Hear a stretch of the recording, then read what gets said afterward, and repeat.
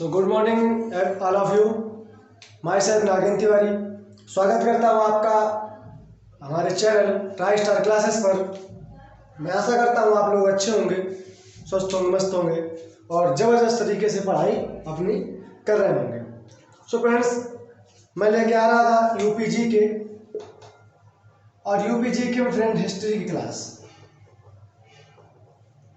History मतलब history वैसे तो बहुत बड़ी है, लेकिन हमें यूपी के एग्जाम्स देने हैं, यूपी जी के पढ़ रहे हैं, तो हम वही हिस्ट्री उठा के लाएंगे जो यूपी से संबंधित है या यूपी से बिलोंग करती है। ठीक है, हमारी हिस्ट्री की 3 क्लासें हो गई थी। आज उसी क्रम में चौथी क्लास कंटिन्यू करेंगे फ्रेंड्स। आज की क्लास का पहला प्रश्न, उत्तर प्रदेश के किस स्थान पर अकबर का मकबरा है? उत्तर प्रदेश के किस स्थान पर अकबर का मकबरा है?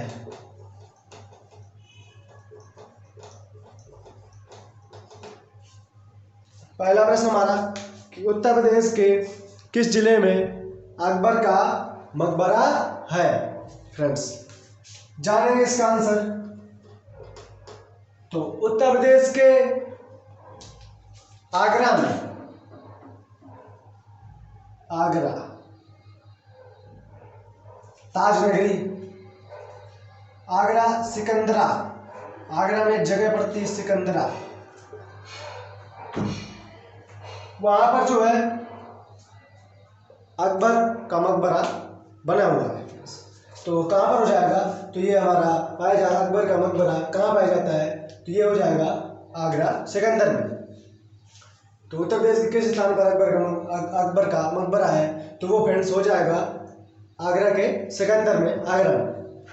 सोने की न्याय की जंजीर, अगला क्वेश्चन है हमारा, दूसरा प्रश्न है कि सोने की न्याय की जंजीर, सोने की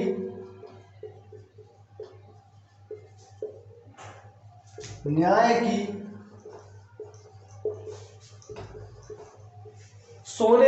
की जंजीर सलीम द्वारा, अकबर का जो पुत्र था सलीम, इसका अन्य नाम जहांगीर भी था, सलीम द्वारा किस किले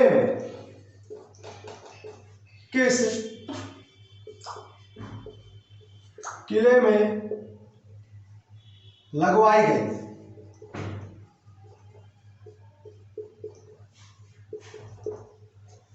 सोने की न्याय की जंजीर सलीम, सोने की न्याय की जंजीर सलीम ने, जो जहांगीर अकबर का पुत्र था, जहांगीर भी उसका नाम था, एक अन्य नाम, द्वारा किस किले में लगवाई गई?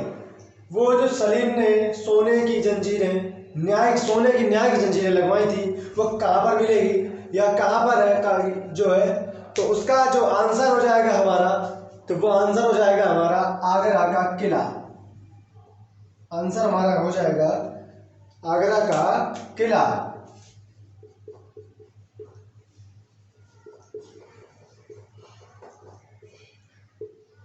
क्या हो जाएगा फ्रेंड्स? आगरा का किला।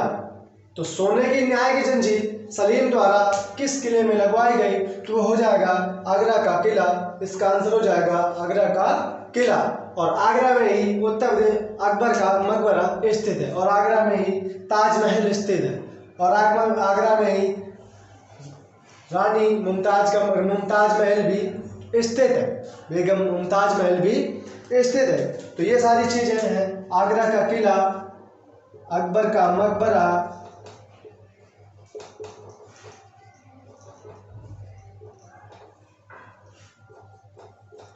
ताजमहल, मुमताज महल, ये सारी चीजें क्या है? आगरा में स्थित है। इसके आगे नेक्स्ट क्वेश्चन हमारा है तीसरा नंबर प्रश्न।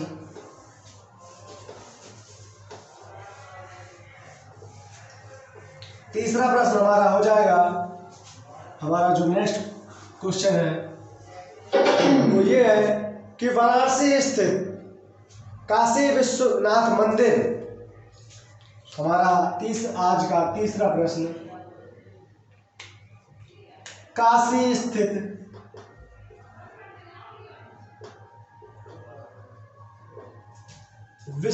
बाबा विश्वनाथ का मंदिर, काशी स्थित बाबा विश्वनाथ मंदिर और मथुरा स्थित केशवराय मंदिर किसने नष्ट कराया? और मथुरा स्थित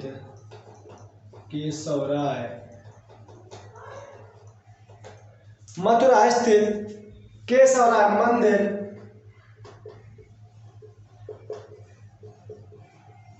किसने नष्ट कराया था? किस दुराचारी ने ये काम किया था? तो एक ही जो उस टाइम का मुगल काल का सबसे भयानक और सबसे क्रूर राजा शासक औरंगजेब था।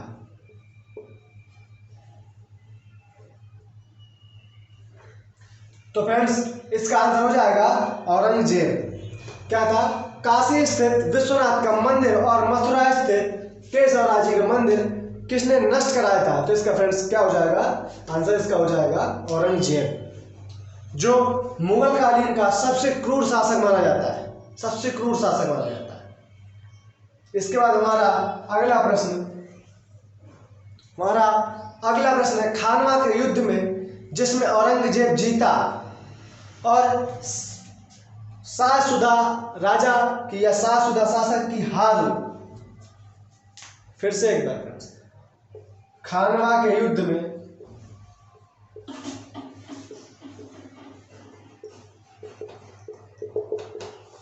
जिसमें औरंगजेब जीता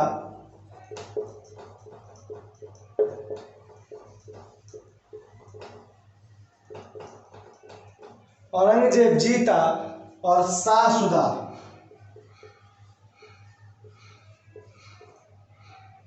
ये एक शासक थे, शाहसुदा की हार हुई।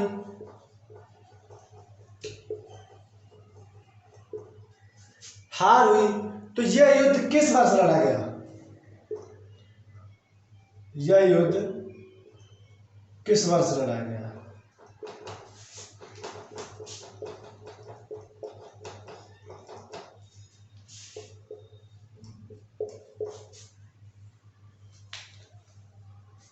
खानवा के युद्ध में जिसमें औरंगजेब जीता और शाहसुदा की हार हुई, यह युद्ध किस वर्ष से लड़ा गया?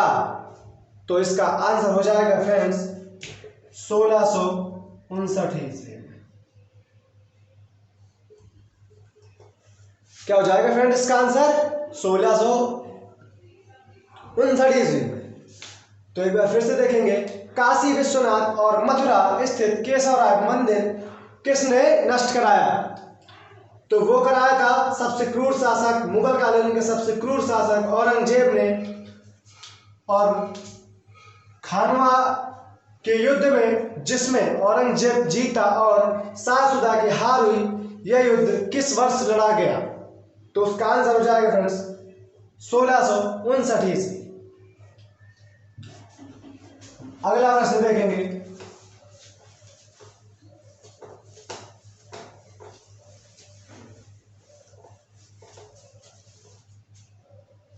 अगला प्रश्न हमारा हो जाएगा कि अवध प्रांत के प्रथम नवाब कौन थे? अवध, हमारा जो आज का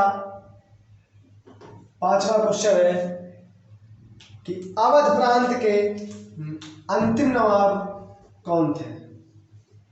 अवध प्रांत, पुस्तक लिख लीजिए लखनऊ। जिसको ना समझ में आ रहा हो अवध प्रांत तो लखनऊ भी कह सकता है। तो लखनऊ या अवध प्रांत के प्रथम नवाब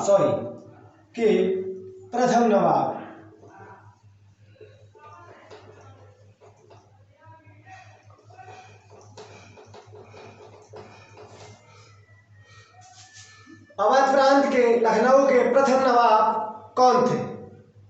तो फ्रेंड्स ये हो जाएंगे शहादत अली खान। आंसर इसका हो जाएगा शहादत अली खान। शहादत अली खान।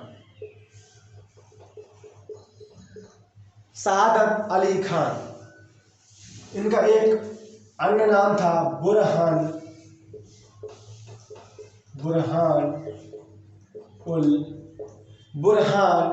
उल मुल्क। यह इनका एक अन्य नाम था। तो अवध प्रांत लखनऊ के प्रथम नवाब कौन थे? तो उसका आंसर हो जाएगा, ये हो जाएंगे शहादत अली खान बुरहान उल मुल्क। हमारा अगला प्रश्न है, अवध के प्रथम नवाब थे, अपनी राजधानी कहां पर स्थापित की?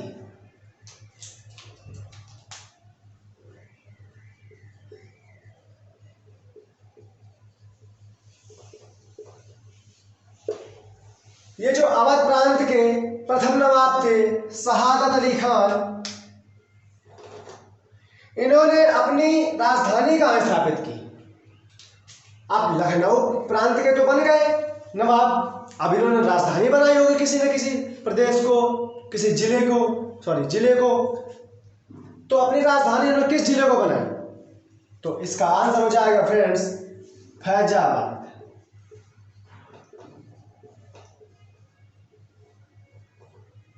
क्या हो जाएगा फ्रेंड्स?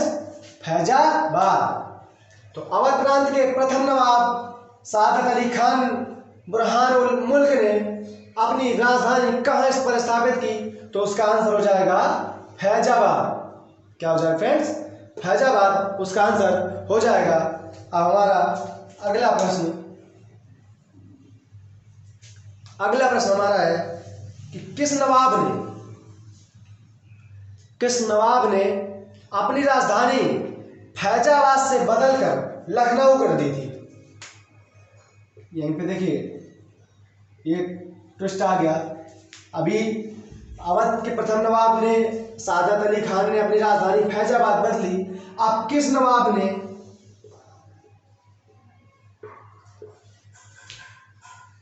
फैजाबाद से बदलकर लखनऊ कर दी?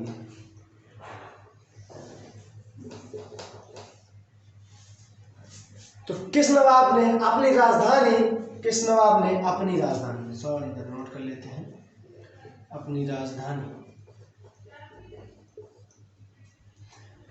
किस नवाब ने अपनी राजधानी फैजाबाद से वापस से लखनऊ कर दी? तो ट्विस्ट आ गया इसमें। इन्होंने क्या, लखनऊ जीता था तो अपनी राजधानी फैजाबाद बनाई, स्थापित की। अब किस नवाब ने फैजाबाद से फिर से लखनऊ कर दी? तो इसका आंसर हो जाएगा फ्रेंड्स अशफाक उल्ला खान। क्या हो जाएगा फ्रेंड्स? सॉरी, आसफाउद्दौला। इसका आंसर हो जाएगा आसफाउद्दौला।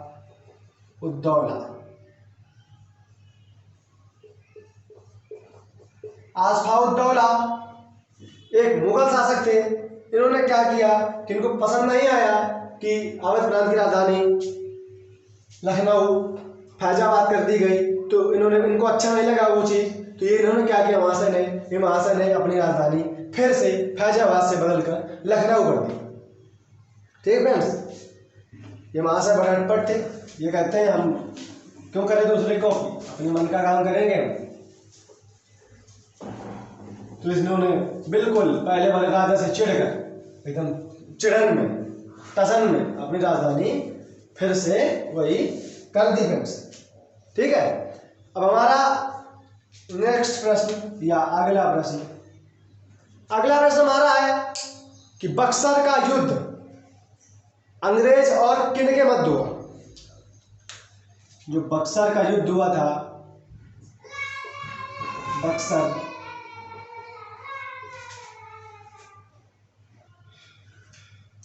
बक्सर का युद्ध अंग्रेजों और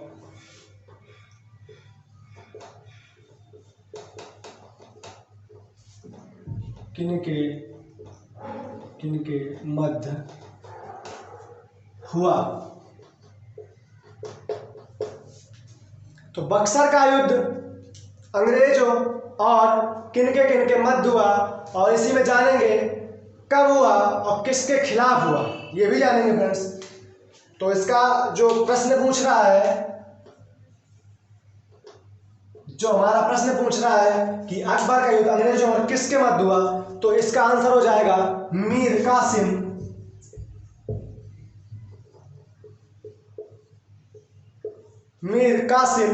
शाह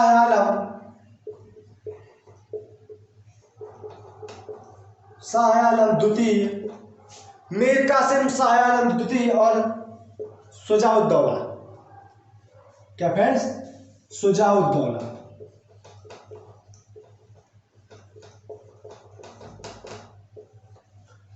ये तो हमारा जो प्रश्न पूछ रहा था उसका आंसर हो जाएगा कि बक्सर का युद्ध अंग्रेजों और किनके मध्य हुआ था, तो उसका आंसर हो जाएगा मीर कासिम शाह आलम द्वितीय और शुजाउद्दौला। अब इसी में देखेंगे कि कब हुआ था और किसके खिलाफ हुआ था।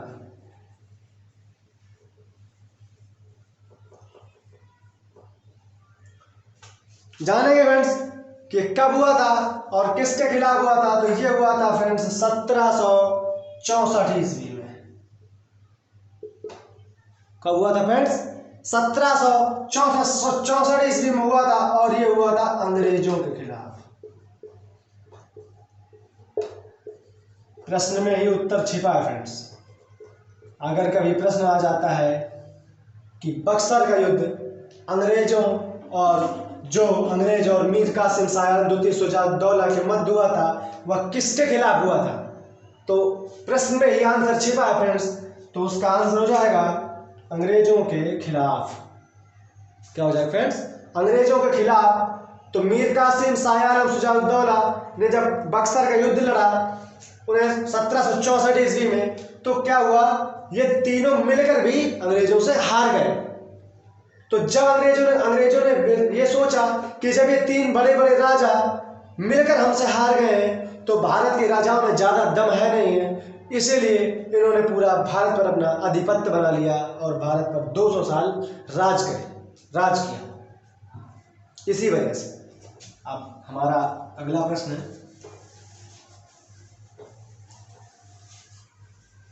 तो बक्सर का युद्ध कब हुआ था फ्रेंड्स? 1764 ईस्वी। कब हुआ था फ्रेंड्स? 1764 ईस्वी। किसके मध्य हुआ था? तो अंग्रेजों और मीर कासिम सिराजुद्दौला और शाह आलम द्वितीय। हमारा अगला प्रश्न है 9 नंबर। ये मैं नंबर इसलिए डला रहा हूँ कि आज के प्रश्न है, बाकी 3 क्लास हो चुकी हैं, आप अपने हिसाब से उसी क्रम में आगे अपना क्वेश्चन नंबर डाल सकते हैं। मैं आज इसलिए करा रहा हूँ कि आज का प्रश्न है, आज की क्लास के प्रश्न है, इसलिए मैं आज की सीरियल से करा रहा हूँ। बाकी आप जो 3 क्लास प्रीवियस 3 क्लासें हैं, उनके जो उसी सीरियल से आप अपने हिसाब से नंबर प्रश्न का डाल लीजिए या पॉइंट बनाकर नोट कर सकते हैं। तो इलाहाबाद की संधि हमारा अगला प्रश्न है। इलाहाबाद की संधि शाह आलम द्वितीय और शुजाउद्दौला के बीच किस वर्ष हुई? इलाहाबाद की संधि, ये अगर इलाहाबाद की संधि जिसे नहीं आती तो ये समझ लीजिए कि उसे कुछ नहीं आता, क्योंकि ये काफी फेमस संधि थी इसीलिए।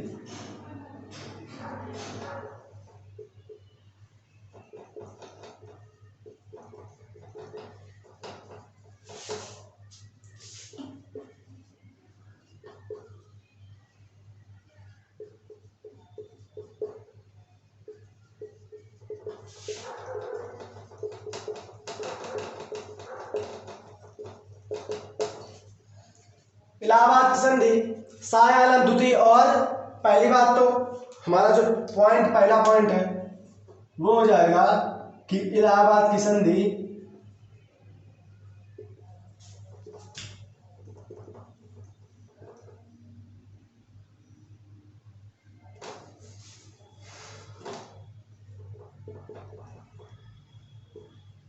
किसके बीच हुई?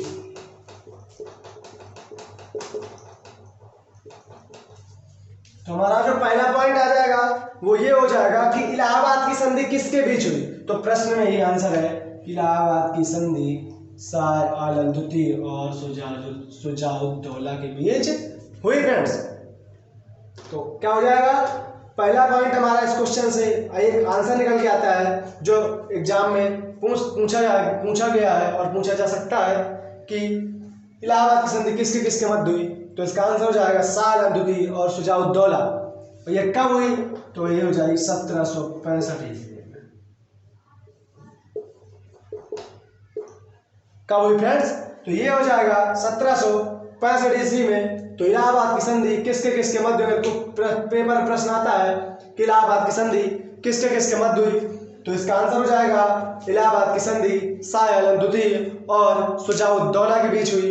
और अगला इसी में एक प्रश्न और पूछ ले एग्जामिनर जैसे कि कब हुई, किस वर्ष हुई? तो 1765 ईस्वी में हुई। तो इलाहाबाद की संधि कब हुई? 1765 ईस्वी में। किसके किसके मध्य हुई? तो शाह आलम द्वितीय और शुजाउद्दौला के बीच हुई। भूलिएगा नहीं फ्रेंड्स, इस प्रश्न से आपको 2 प्रश्न मिल गए एक प्रश्न से। हमारा अगला प्रश्न है आज की क्लास का 10वां प्रश्न है और प्रीवियस क्लास का आप अपने हिसाब से देख लीजिएगा। प्रीवियस क्लास के हिसाब से जोड़कर आप नंबरिंग काउंटिंग आप कर सकते हैं। तो अवध वंश के आखिरी शासक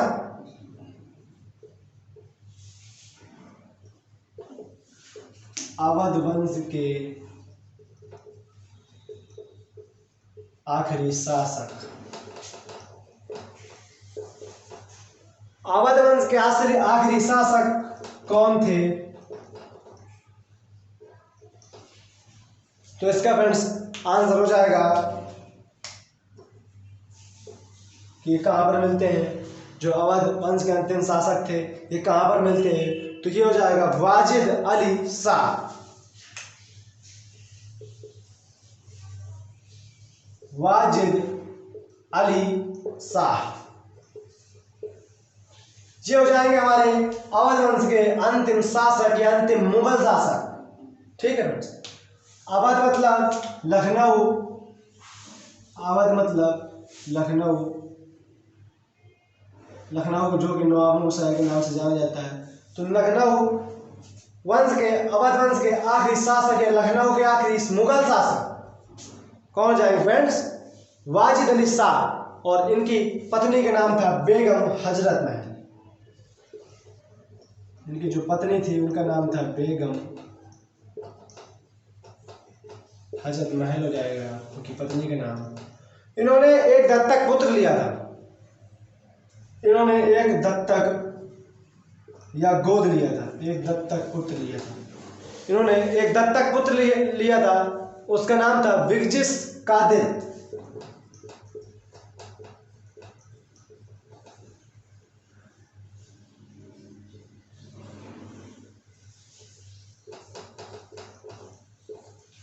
क्या नाम था फ्रेंड्स? तो उसका नाम था बिरजिस कादिर। हमारा अगला आज के क्लास का 11वां प्रश्न या अगला प्रश्न क्या हो जाएगा फ्रेंड्स कि किस वर्ष लॉर्ड डलहौजी द्वारा चलाई गई हड़प नीति के द्वारा अवध प्रांत को अंग्रेजों की सत्ता में शामिल किया गया? किस वर्ष द्वारा या किस वर्ष में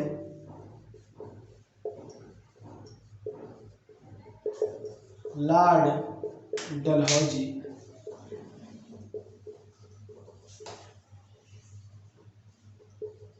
द्वारा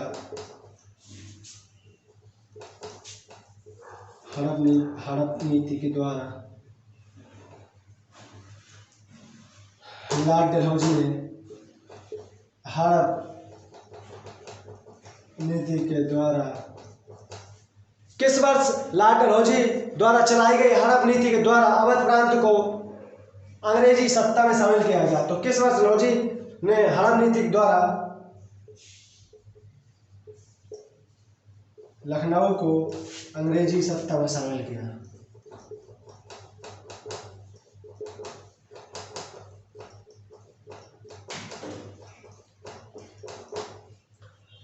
तो फ्रेंड्स इसका आंसर क्या हो जाएगा कि किस वर्ष में लॉर्ड डलहौजी ने हड़प नीति द्वारा, जो लॉर्ड डलहौजी आया था इसके द्वारा चलाई गई थी हड़प नीति के द्वारा अवध प्रांत को, यह लखनऊ को, लिख लीजिए आप कंफ्यूजन ना हो, अवध प्रांत को, पता चले आप लखनऊ पेपर में आ जाए, कह दो सर आपने तो लखनऊ पढ़ाया था, तो लखनऊ नहीं, इसको अवध प्रांत भी कहते हैं। आप कह दो अवध प्रांत वहाँ था ही नहीं सर, क्वेश्चन ही नहीं था अवध प्रांत के नाम से, कोई इस वर्ड ही नहीं था, तो इसलिए याद रखिएगा अवध प्रांत या लखनऊ या अवध प्रांत को अंग्रेजी सत्ता में शामिल किया गया। तो इसका फ्रेंड्स आंसर हो जाएगा 1856 ईस्वी में।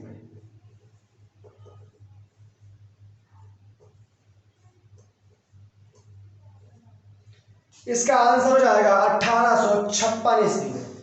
तो अब ये तो इसका आंसर होगा। इसी में एक क्वेश्चन और पूछा जाता है कि लॉर्ड डलहौजी द्वारा चलाई गई हड़प नीति का विरोध, लखनऊ को अपनी सत्ता में शामिल कर लिया, इसलिए इसका विरोध या हड़प नीति का विरोध कब किया गया? तो इसका आंसर हो जाएगा फ्रेंड्स 1857 ईस्वी में। जी हाँ फ्रेंड्स, महज एक साल बाद या कुछ समय बाद, बहुत ही कम समय बाद, जैसे ही डलहौजी द्वारा चलाई गई हड़प नीति द्वारा लखनऊ को, मुगल अवध प्रांत को अंग्रेजी सत्ता में शामिल किया गया, वैसे ही तुरंत ही उसके बाद इसका विरोध किया गया। तो इसका विरोध किया गया 1857 ईस्वी में। ठीक है, देखेंगे अगला प्रश्न।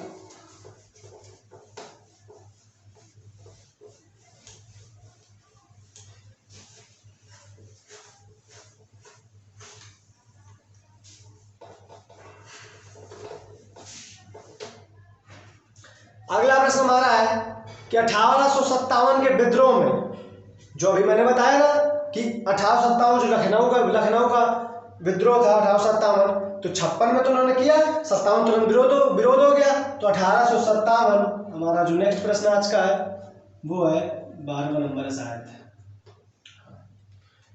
तो हमारा नेक्स्ट क्वेश्चन क्या हो जाएगा कि 1857 के विद्रोह में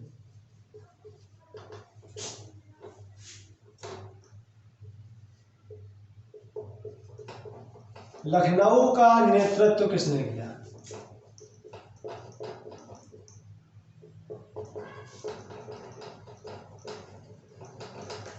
$1857 का जो विद्रोह हुआ था, तो लखनऊ का नेतृत्व किसने किया था?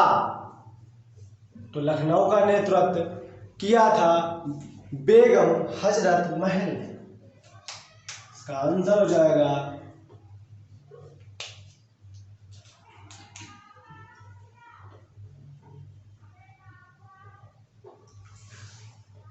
बेगम हजरत महल। अब लखनऊ पर कब्जा हो गया, हड़प लिया गया या अंग्रेजी सत्ता में शामिल कर लिया गया, तो मुगल शासकों ने इसका विरोध किया। तो उसका नेतृत्व किसने किया? तो बेगम हजरत महल द्वारा किया गया नेतृत्व। इसका आंसर हो जाएगा बेगम हजरत महल। हमारा अगला प्रश्न कि किस ब्रिटिश आर्मी चीफ ने लखनऊ के विद्रोह को नियंत्रित करके ब्रिटिश शासन मिला लिया? तो इसी में एक पॉइंट बनता है कि किस आर्मी चीफ ने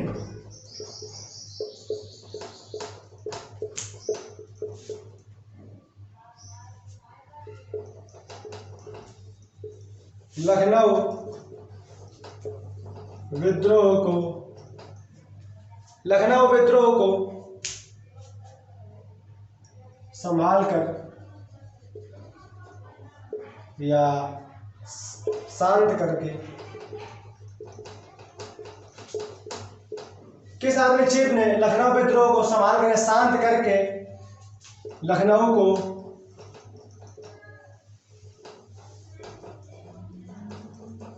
अंग्रेजी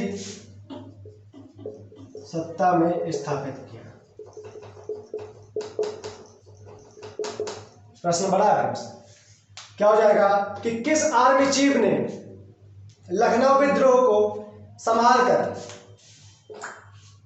लखनऊ विद्रोह को संभाल कर या शांत करके या नियंत्रण करके लखनऊ को अंग्रेजी सत्ता में स्थापित किया।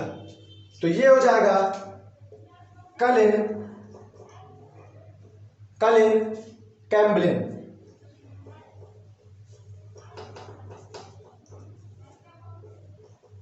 ये अंग्रेज आर्मी चीफ था कलिन कैम्बेल। इसका नाम था कलिन कैम्बेल।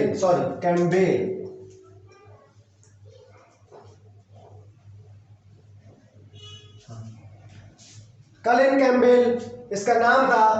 तो आंसर हमारा हो जाएगा कलिन कैम्बेल, जिसने लखनऊ हिंसा को या लखनऊ विद्रोह को नियंत्रित करके लखनऊ को अंग्रेजी सत्ता में शामिल किया। तो आंसर हो जाएगा कलिन कैम्बेल। देखेंगे अगला प्रश्न।